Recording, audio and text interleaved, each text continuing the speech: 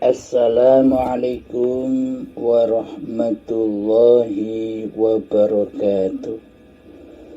Bismillahirrahmanirrahim. Ashhadu an la ilaha illallah wa ashhadu anna Muhammadar Rasulullah. Allahumma salli ala sayyidina Muhammad wa ala ali sayyidina Muhammad. Rabbi shrah li sadri wa yassir li amri wahlul 'uqdatam min lisani yafqahu qawli. Amin.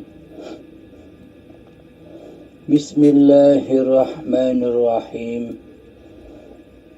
Di subuh yang indah ini kami ucapkan salam hormat dan salam santun buat seluruh pemirsa channel Uripe Allah.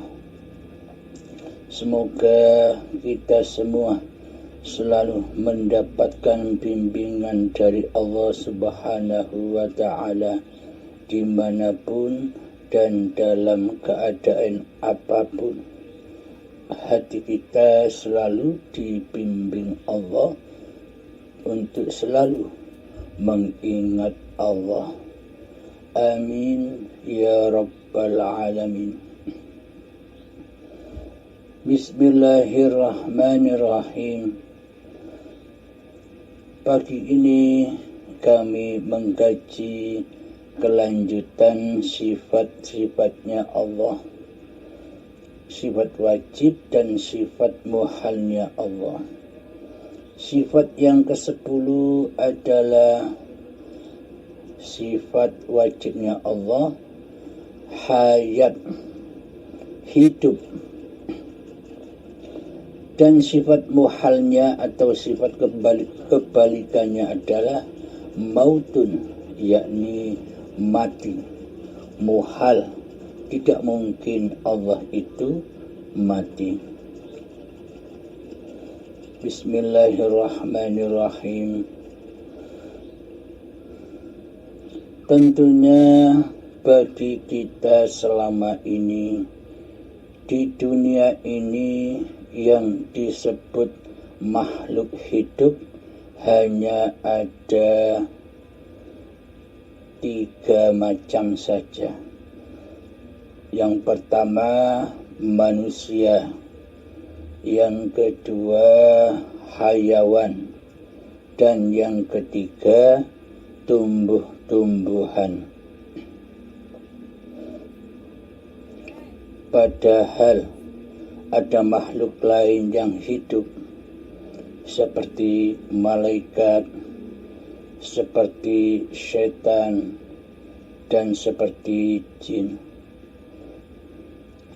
Akan tetapi selama ini kita tidak pernah menyatakan atau membuktikan bagaimanakah kehidupan para malaikat, dan kita tidak pernah menyatakan atau menyaksikan bagaimanakah hidupnya iblis dan setan. Bismillahirrahmanirrahim. Kehidupan para malaikat dan kehidupan setan. Tanpa manusia, maka malaikat dan setan pun tidak akan ada, tidak akan hidup, karena malaikat dan setan itu dicipta hanyalah untuk manusia. Karena manusia di dunia ini diciptakan sebagai khalifah Allah, wakil Allah, maka setan dan malaikat memang diperuntukkan untuk manusia. Tujuannya untuk menguji manusia. Condong kemanakah hati manusia? Condong kepada malaikat atau kepada setan?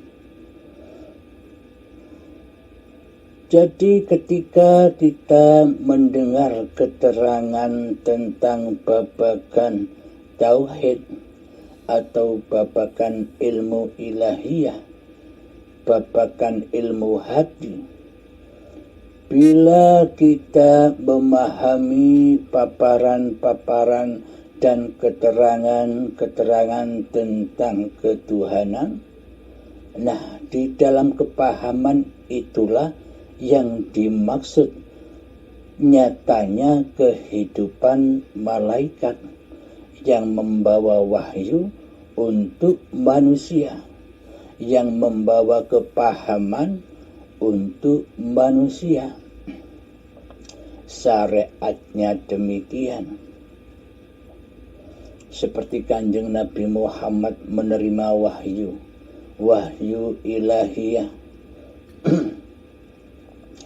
Jadi yang dimaksud malaikat itu kepahaman tentang Allah, itulah yang disebut malaikat. Akan tetapi kita jangan bingung melihat atau menyaksikan sosok dohirianya malaikat. Karena malaikat itu hanyalah sesebutan saja, sama halnya sesebutan untuk setan, sama halnya sesebutan untuk manusia.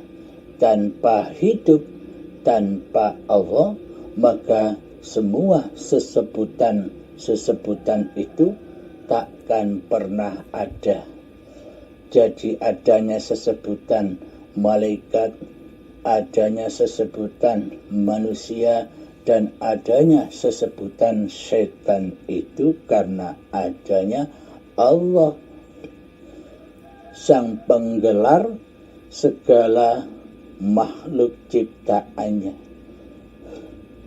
Jadi sesungguhnya yang menceritakan semua ini adalah hidup Allah. Allah lah yang menghidupkan seluruh makhluk-makhluknya. Bismillahirrahmanirrahim. Allahu la ilaha illa huwal hayyul qayyum. Jadi Allah tiada Tuhan yang berhak disembah. Dialah hidup yang kekal lagi terus menerus, mengurusi, menghidupi seluruh makhluk-makhluk ciptaannya. Jadi hidupnya para malaikat itu, jadi hidupnya setan itu pancar karena ada manusianya, karena ada hayatullah yang menghidupi manusianya. Ketika manusianya sudah mati, ketika manusianya sudah mencapai makom sejati diri manusianya, yakni al-maut, maka al-mautlah, maka hancur leburlah alam semesta ini, bahkan setan dan malaikatnya pun ikut hancur lebur. Yang ada hanya hayatullah. Jadi adanya malaikat dan setan itu tergantung manusianya.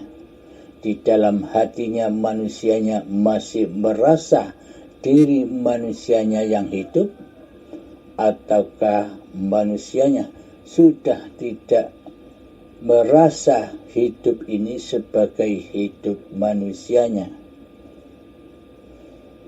Jadi bila manusia masih mengaku-ngakui bahwa hidup ini hidup manusianya, maka berlakulah malaikat dan setan bagi dirinya, yakni malaikat berposisi sebagai golongan kebaikan dan setan berposisi di dalam golongan keburukan. Contoh, ketika kita melaksanakan suatu ibadah ataupun sholat, di dalam hati kita merasa kita sudah berbuat kebaikan, di hati kita merasa sudah melaksanakan suatu ibadah, sehingga diri kita merasa bangga dengan apa yang kita amalkan. Disinilah posisi malaikatnya. Karena kebaikan masih teraku-akui bahwa kebaikan atau ibadah itu masih terakui oleh kemanusiaannya. Posisi setan dan iblis di mana? Ini pandangan menurut syariatnya, menurut lahirianya, menurut manusia yang belum bertuhan hatinya. Posisi iblis atau setan berdiri di atas ketika manusia berbuat meninggalkan syariat-syariat yang diperuntukkan untuk manusia, yakni meninggalkan kebaikan-kebaikan, meninggalkan ibadah-ibadah lahirianya, malah ia melakukan keburukan-keburukan, yakni apa-apa yang dilarang oleh agamanya. Karena semua agama di muka bumi ini pasti mengajarkan kebaikan daripada keburukan. Karena seluruh agama yang ada di atas bumi ini pasti di dalamnya menuju ketuhanan. Jadi buat apa manusia memeluk agama? Yakni tujuannya hanyalah agar hatinya bertuhan. Tujuannya kan demikian, agar dirinya punya status-status agama dan bertuhan di dalam agama-agama yang ia peluk. Ketika manusia berbuat kemaksiatan seperti berjudi, berzina, merampok dan sebagainya, hal-hal yang merugikan orang lain, disitulah setan dan iblis berdiri. Jadi golongan setan dan iblis di sisi syariatnya. Akan tetapi di sisi hakikatnya adalah ketika manusianya sudah tidak berlaku lagi di hatinya, kekuasaan manusianya, kehidupan diri manusianya, kewujudan diri manusianya sudah tak berlaku lagi di dalam singgasana hati manusianya, maka iblis dan malaikat pun sudah tidak berlaku lagi bagi manusianya. Karena manusianya sudah adam, sudah tiada, karena manusianya sudah gaib, karena manusianya sudah mati. Jadi ketika manusianya sudah mati, maka hancur leburlah alam semesta ini bagi manusia yang bersangkutan.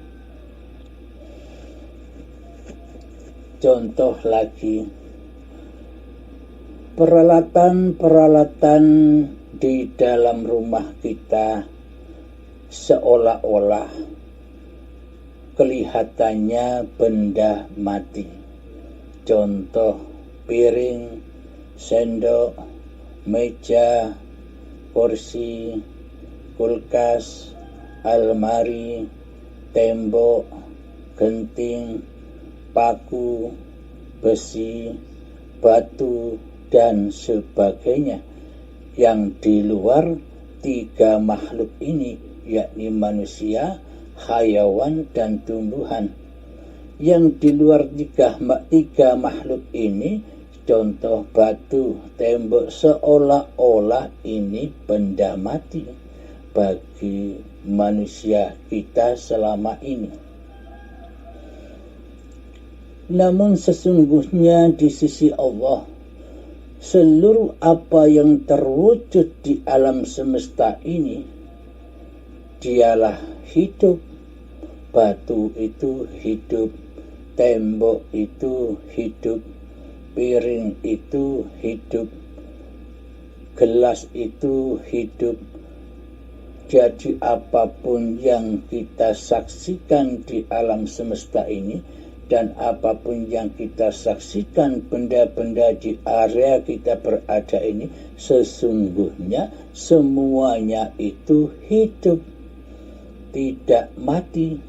Hanya hati kitalah yang mati selama ini, jiwa kitalah yang mati di dalam berketuhanan.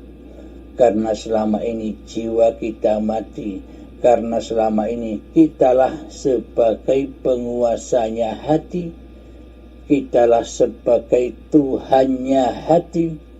Jadi seolah-olah memandang segala sesuatu itu seolah-olah mati, benda mati, selain hayawan dan tumbuhan itu. Jadi seolah-olah pertunjukan atau yang kita pandang di area sekitar kita ini, selain manusia, selain hayawan, selain tumbuh-tumbuhan, semuanya dikira benda mati. Akan tetapi di sisi Allah, mereka semua itu hidup. Coba diangan-angan di hati kita. Seumpama tidak ada hidup, seumpama tidak ada Allah, apakah kita hidup? Apakah kita bisa menyaksikan segala sesuatu? Apakah kita bisa menyaksikan batu? Apakah kita bisa menyaksikan tembok? Apakah kita bisa menyaksikan atap, genting, piring, gelas, dan seluruh apa-apa yang kita lihat, jalan? Jadi semua apa yang nampak pada mata kita, seluruhnya itu hakikatnya hidup. Tapi ingat, bukan bendanya yang hidup, bukan batunya yang hidup, bukan temboknya yang hidup, bukan manusianya yang hidup, bukan hayawannya yang hidup, bukan tumbuh-tumbuhannya yang hidup, bukan gunung-gunungnya yang hidup, bukan awan-awannya yang bisa bergerak dan hidup. Akan tetapi yang hidup adalah hayatullah.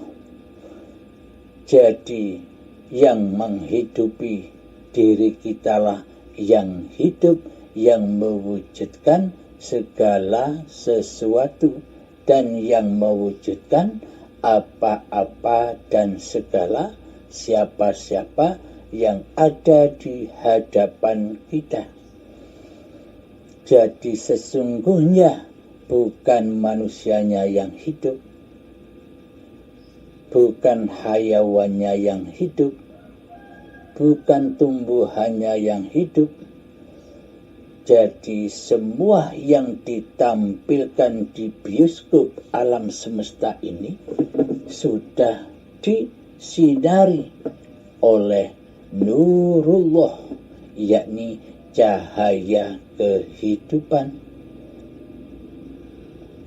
Cahaya yang di luar dan cahaya yang di dalam diri manusia kita. Jadi bukan diilustrasikan tubuh kita mengeluarkan cahaya seperti bisa digambar-gambarkan itu. Yang dimaksud mengeluarkan nurullah, cahaya kehidupan.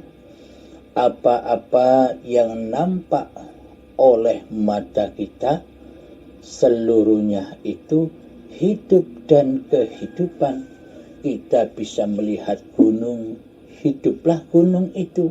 Kita melihat lautan, hiduplah lautan itu.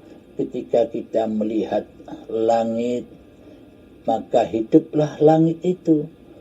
Planet, bumi, bulan, matahari, bebatuan, tanah, semuanya hidup dengan nurullah. Maksudnya hidup dengan nurullah itu ditampilkan oleh cahaya hidup, oleh nurullah. Seumpama kita tidak hidup, maka hancur leburlah semua pertunjukan alam ini bagi kita. Ilustrasinya demikian. Ketika Anda sebelum tidur, di area kamar Anda bisa melihat apa-apa. Ada gelas, ada piring, ada obat-obatan untuk ketika sakit kepala, ada Al-Quran, ada semuanya banyak di dalam kamar kita, tempat kita tidur. Ada almari, ada bedak, ada salon, dan sebagainya, banyak macamnya. Ada tembok, ada kasur, dan sebagainya. Mereka semua itu nampak wujud nyata di hadapan kita atau di dalam cahaya penglihatan kita. Nampak semua. Air minum nampak, sisir nampak, semuanya nampak. Akan tetapi ketika karena nampaknya segala sesuatu yang di dalam kamar kita itu kan nampaknya karena kita masih ada, karena manusianya masih ada, seolah-olah mereka semua itu terwujud bagi kita. Akan tetapi bila kita sudah tidur lelap, apakah mereka semua wujud? Tetap wujud. Apa-apa barang, apapun yang ada di dalam kamar kita tentunya sudah hancur lebur, sudah tiada lagi di dalam benak hati kita di saat kita tertidur lelap. Sudah hancur semua apa-apa yang sudah kita saksikan saat kita sebelum tidur. Karena apa? Karena di dalam tidur kita sesungguhnya sudah tidak ada lagi, manusianya sudah tidak ada lagi. Coba buktikan, bila kita sudah tertidur dengan nyenyaknya, seumpama di dalam kamar kita ini ada perhiasan, ada uang yang banyak. Seumpama ada pencuri masuk ke dalam kamar kita, mengambil uang dan mengambil seluruh perhiasan yang kita punya. Ketika kita tertidur dengan nyenyaknya, apakah kita bisa menyaksikan pencuri itu mencuri perhiasan dan uang kita? Meskipun pencuri itu dekat dengan kita, di area kita berada, tapi kita tidak berkuasa untuk menyaksikan pencuri itu beraksi, karena diri manusia kita sudah kembali ke tiadaan, sudah kembali ke alam gaibnya. Maka dari itu diri kita tidak tahu apa-apa ketika kita tidur dengan nyenyaknya. Inilah bukti kematian. Jadi ketika manusia sudah mati, maka hancur leburlah apa-apa yang di sekitarnya. Benda apapun yang terwujud ketika ia sebelum tidur akan hancur lebur. Contoh lagi, meskipun kita tertidur dengan nyenyaknya, di sebelah kita ada istri kita lagi sholat, kita tidak tahu apa-apa. Meskipun ada pencuri masuk ke kamar kita, kita pun tidak tahu apa-apa.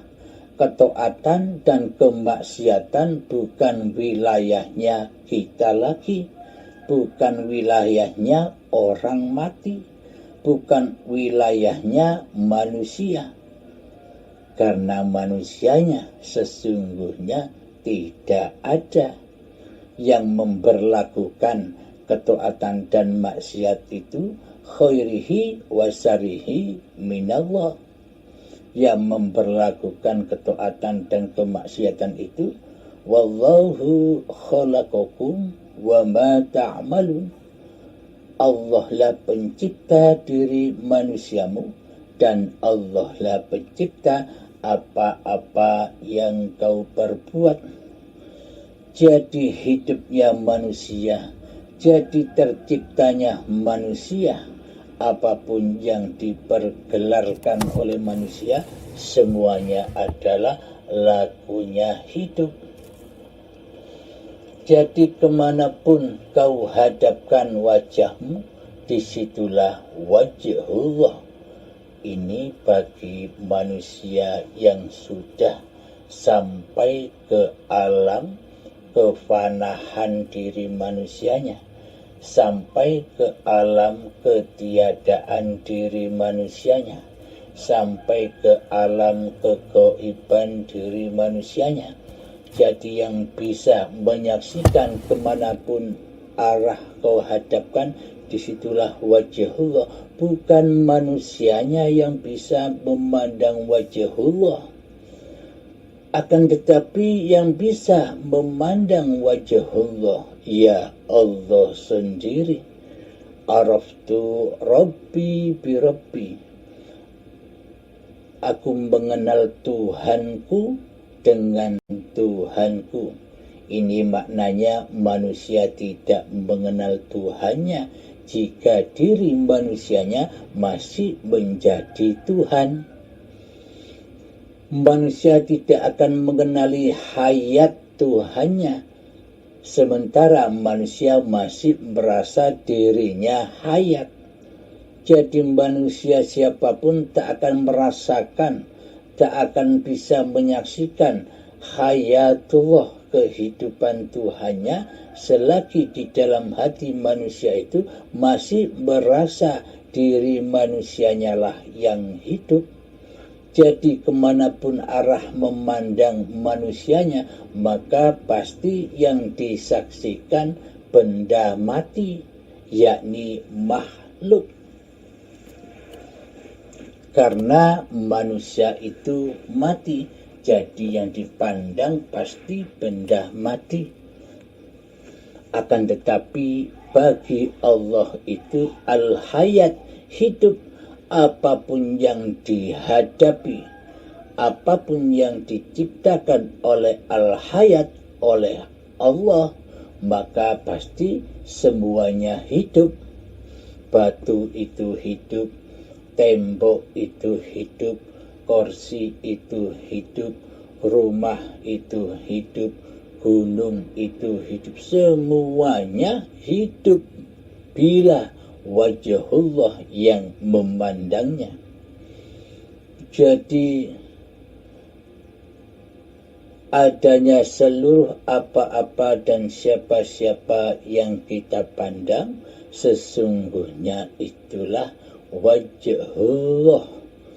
Jadi hayatullah, tanpa hayatullah semuanya tak akan terwujud. Tanpa hayatullah semuanya tak akan tercipta. Tanpa hayatullah semuanya tak akan nyata di hadapan kita. Seluruh apa-apa dan seluruh siapa-siapa dan seluruh segala sesuatu di hadapan kita itu nampak, wujud, nyata, karena nyatanya nurullah, karena nyatanya hayatullah. Dengan hayatullah itulah semuanya jadi nyata. Batu jadi nyata, sendok jadi nyata, piring jadi nyata, tembok jadi nyata, gunung jadi nyata, jalan jadi nyata, besi jadi nyata, emas jadi nyata. Semuanya apa-apa dan nama-nama yang ada di dunia ini jadi nyata dengan hayatullah. Tanpa hayatullah, tanpa yang laisa kamislihi syai'un, maka semuanya mati, maka semuanya tidak nyata. Seperti tidak nyatanya ketika kita tertidur tadi, meskipun ada pencuri yang mencuri uang-uang kita dan perhiasan-perhiasan kita, tapi pencuri itu tidak nyata bagi kita. Keburukan itu tidak nyata bagi kita karena kita tertidur. Dan meskipun istri atau suami kita yang di sebelah kita tidur tadi melaksanakan sholat tahajud, melaksanakan sholat malam, yakni ketaatan, maka bagi kita pun semuanya tak wujud, tak ada, tak nyata bagi kita. Jadi ketaatan dan kemaksiatan itu tak nyata bagi kita karena kita tidak ada. Di dalam tidur itu kan kita tidak ada. Meskipun di dalam tidur itu kita ditawari seseorang uang 1 miliar, di hadapan kepada kita uang 1 miliar, meskipun mata yang terpejam ini dibuka paksa, akan tetapi saat kita tertidur pulas, maka uang 1 miliar itu pun tidak nyata bagi kita, tidak terwujud bagi kita, karena kitanya sudah tidak wujud lagi, tidak menjadi Tuhan lagi, maka semuanya tidak nyata. Itulah sifat manusianya, yakni mati. Jadi matikanlah dirimu sebelum matimu. Itulah sesungguhnya kenyataan hayatullah dan kenyataan mautun, kematian makhluknya. Jadi yang hidup itu yang laisa kamislihi syai'un, yang tidak seperti apa-apa, dan yang mati itu adalah segala sesuatu atau makhluk yang diciptakan oleh hayatullah. Jadi terciptanya segala sesuatu, segala apa-apa dan segala siapa-siapa di hadapan kita itu sesungguhnya ya Allah, ya hidup yang menghidupi badan-badan ini. Ingat, yang menghidupi badan-badan ini bukan hidupnya badan, bukan hidup manusia kita, Jadi dengan hidupnya Allah lah, dengan hayatullah lah, segala sesuatu, apa-apa dan siapa-siapa itu tercipta. Tanpa Allah, segala sesuatu itu, segala apa-apa dan siapa-siapa itu takkan tercipta, takkan terwujud, takkan nyata bagi kita tanpa hidup, tanpa Allah. Sama halnya ketika kita perbedaan ketika kita terbangun dan tertidur. Jadi maknanya bagaimana sih cara menghamba kepada Allah? Bagaimana sih cara menjadi Abdullah? Bagaimana sih menjadi abdun, menjadi khalifah Allah itu, menjadi wakil Allah itu? Cara mengabdi, cara menyembah, cara bertemu Allah dengan cara matikan diri manusiamu. Maka nyatalah hayatullah. Jadi bukan artinya manusia berganti menjadi Allah, bukan demikian. Itu pemahaman yang gagal paham.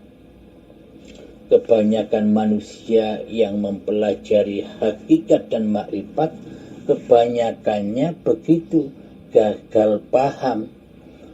Akhirnya tidak butuh lagi syariat-syariat.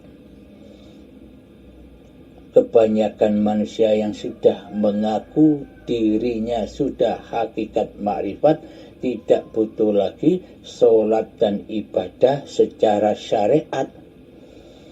Jika demikian, jangan hanya syariat itu saja yang ditinggalkan. Syariat makan, syariat minum, syariat berjalan, syariat bangun tidur, syariat mandi, syariat berjalan, syariat bekerja, syariat dan apa yang kita lakukan sejak bangun tidur sampai tidur lagi, tinggalkan semua. Jangan hanya meninggalkan sholat dan ibadah saja jika sudah mengaku hakikat dan makrifat. Inilah kebanyakan manusia yang gagal memahami apa itu hakikat dan makrifat. Ia seolah-olah sudah tidak butuh sholat secara syariat dan tidak butuh ibadah secara syariat. Semua itu terjadi karena masih ada manusianya yang merasa bisa berhakikat dan bermakrifat. Karena manusianya merasa dirinya sudah kenal Allah, padahal belum kenal Allah. Kebanyakan di sisi manusia di luar sana begitu kan pemahamannya. Jika sudah makrifat, tidak butuh syariat lagi, tidak butuh torekoh lagi, tidak butuh hakikat lagi. Jadi jangan hanya sholat dan ibadah secara badania saja yang ditinggalkan. Jadi syariat makan, minum juga tinggalkan. Itu adil. Kalau meninggalkan sholat dan ibadah secara syariat saja, sementara kita masih butuh makan, minum, kerja, menikah, dan sebagainya, buat apa? Berarti kan itu tidak adil. Yang dinamakan keadilan di sisi Allah itu yang bagaimana? Bagaimanakah hakikatnya orang yang sudah berhakikat dan makrifat sesungguhnya? Hakikatnya manusia yang sudah mengenal Allah itu adalah manusia yang sudah tidak mengenal diri manusianya lagi. Itulah sejatinya hakikat dan makrifat. Bila sudah Allah yang nyata, maka manusianya sudah tidak nyata lagi. Jadi seluruh syariat-syariat yang berlaku di sisi manusia itu syariatullah, syariatnya Allah, syariatnya hidup, bukan syariat manusianya. Seolah-olah bagi manusia yang gagal paham tentang ilmu hakikat dan makrifat, seolah-olah syariat sholat dan ibadah yang ia tinggalkan itu seolah-olah syariatnya manusianya. Karena itulah mereka gagal memahaminya. Masih ada kepemilikan, masih ada prasangka bahwa diri manusianya sudah mengenal Allah, jadi tak perlu sholat dan ibadah lagi. Karena dianggapnya mengingat Allah itu cukup, itulah sholat dan ibadah. Mengingat yang bagaimana? Apa manusianya yang bisa ingat? Selama ini kan manusianya yang merasa bisa mengingat Allah. Karena itulah manusianya sok meninggalkan syariat sholat dan ibadah di sisi syariat. Jadi pada intinya semua syariat yang berlaku di alam semesta ini dan di dalam badan ini semuanya syariatnya hidup, syariatnya Allah. Meskipun di dalamnya kita manusia yang sudah mengenal Allah, berarti kan sudah tak mengenal diri manusianya lagi yang hidup. Karena manusianya sejatinya tak hidup. Karena nama manusia, nama yang disandang oleh manusia kan Allah juga yang menamakan, Allah juga yang menyebutkan. Jadi jangan berfokus kepada nama manusianya, berfokuslah kepada siapa pencipta manusianya, yakni Hayatullah.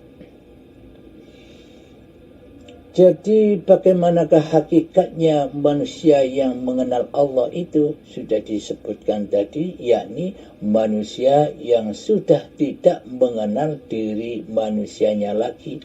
Karena manusianya sudah pulang kampung ketiadaannya, pulang kampung ke goibannya, pulang kampung kepada kefanahannya. Alladzina yu'minuna bil ghaibi. Orang-orang yang berimanlah kepada Allah, manusia yang beriman kepada alam gaib. Jadi bukan Allahnya yang gaib, bro. Yang gaib itu diri manusianya. Mana mungkin sang pencipta itu gaib? Mana mungkin sang pencipta itu tiada? Yang dicipta itulah yang gaib, yang dicipta itulah yang tiada.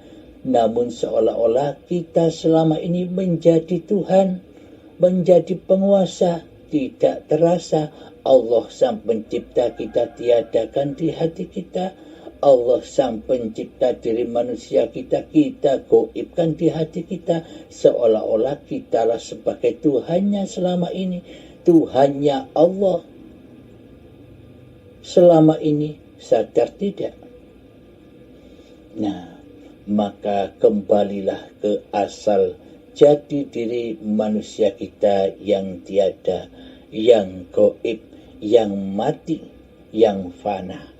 Jadi hakikat manusia yang mengenal Allah itu adalah manusia yang sudah tidak mengenali diri manusianya lagi, yang ada hanya Allah, la maujudan illallah. Jadi yang berkuasa atas seluruh syariat-syariat yang dikerjakan oleh manusia, jadi yang berkuasa di dalam torekoh-torekoh yang dikerjakan manusianya, jadi penguasa yang penguasa hakikat yang dikerjakan oleh manusia-manusianya. Jadi yang berkuasa atas makrifat yang dialami manusia-manusianya adalah Hayatullah yang berkuasa. Jadi Allah lah yang bersyariat, Allah lah yang bertoriko, Allah lah yang berhakikat, dan Allah lah yang bermakrifat. Jadi syariat apapun yang berlaku di dalam badan ini, meskipun badan ini diutus sholat, itulah syariatullah. Karena badan ini tak ada daya sedikit pun tanpa Allah. Karena di dalam diri manusianya sudah tak berkuasa dan sudah tidak berlaku apa-apa. Jadi ketika kita sholat, di dalam sholat pasti bunyinya hati sudah lillahi ta'ala, bukan li nafsi lagi, bukan sholatku hamba lagi, ibadahku hamba lagi, karena hambanya sudah mati, sudah tiada, sudah tidur, tak merasa melakukan apa-apa, karena hamba sudah tidak mengenal diri manusianya lagi, karena Allah lah yang mampu mengenal Allah. Jadi hanya Allah lah yang bisa mengenal diri zatnya sendiri, bukan manusianya yang bisa mengenal Allah, bukan manusianya yang bisa berhakikat dan makrifat, tapi Allah lah pelaku di dalamnya.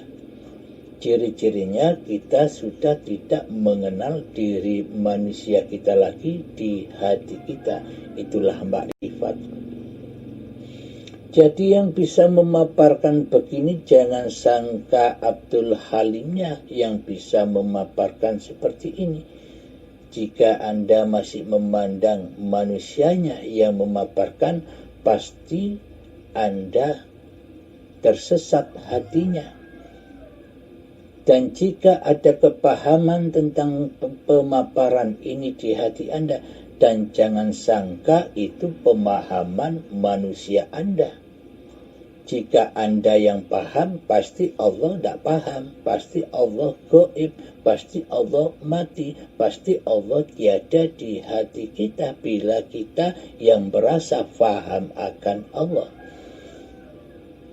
Inilah banyak yang terjadi di luaran sana, salah paham mengenai ma'rifatullah, karena dikira badan-badan inilah yang bisa bermakrifat. Manusia terlena memandang hidup, siapakah yang bermakrifat, badankah atau hidupkah? Siapakah yang bisa menyaksikan kehidupan segala sesuatu yang ada di hadapan kita, hidupkah apa badankah? Bila badan tertidur, maka tak mampu memandang dan menyaksikan apa-apa dan siapa-siapa. Ketika badan terbangun, itulah hayatullah. Ketika manusia sudah bermakrifatullah, ketika manusia sudah tidak mengenal dan sudah tidak menganggap bahwa hidup ini hidup manusianya, maka kemanapun kau hadapkan wajahmu, disitulah wajhullah, nyatalah wajhullah bagi Allah. Jadi wajah Allah itu bukan wajah seperti wajah-wajahnya makhluk. Wajhullah itu adalah nurullah yang mewujudkan segala apa-apa dan segala siapa-siapa. Yakni siapa dia? Wajhullah itu siapa sesungguhnya? Alam kosong ini loh wajhullah yang kita tunjuk ketika asyhadu an la ilaha illallah di dalam tahiyat itu nunjuk siapa? Kan nunjuk alam semesta ini, nunjuk alam kosong ini.